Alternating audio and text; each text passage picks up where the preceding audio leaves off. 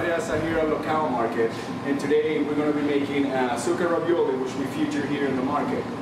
It's our butternut squash ravioli, which we make fresh every day, and I'm going to show you how easy it is to put this together. And we're going to be doing the ravioli today with our brown butter and sage sauce.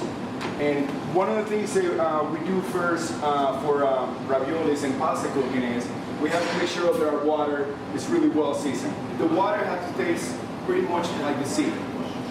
We have to make sure that the water comes to a boil. A lot of people say that extra virgin olive oil in the water is the best way to do it. False. Only do salt in your water. It's very important. The ravioli that we prepare here is only about a 60-second drop. So you'll see how easy this is, right? Now we have our water boiling here. We're going to taste, making sure that the season is right. And perfect. So first thing we're going to do is we're going to create our butter.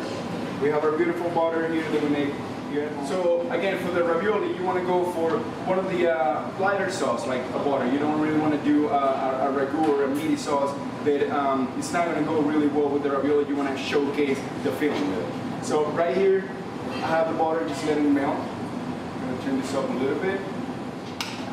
And one of the things that we're going to add to the butter is a little bit of water.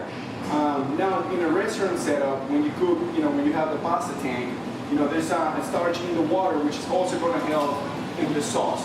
Okay, you definitely want to add some of that starchy water in the sauce. It's going to make your sauce creamy. It's going to make it really look nice. Okay, at this point, you just want a low simmer. You don't really want to, stress the pasta too much. So to the side. Put the ravioli. One of the rules for pasta is as soon as the pasta hits the water, you always want to give it a stir.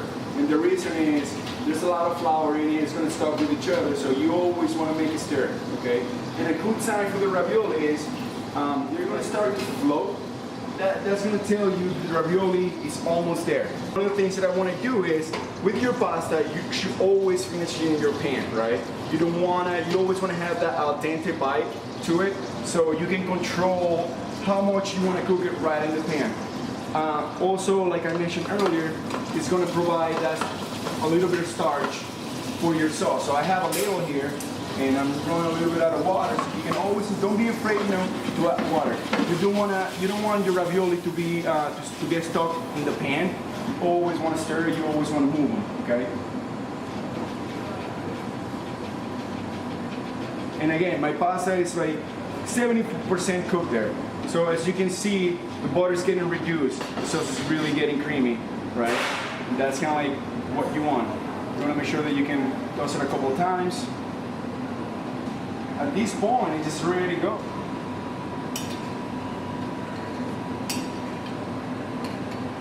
And these are beautiful zucca ravioli with brown butter sage. You can get it here at Locale Market, and it's an easy dinner that you can make at home with friends and family.